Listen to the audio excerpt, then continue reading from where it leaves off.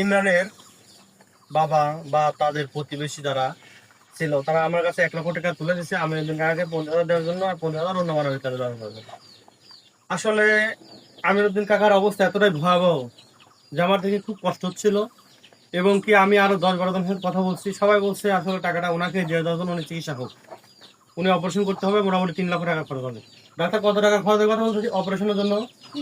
3 lakh.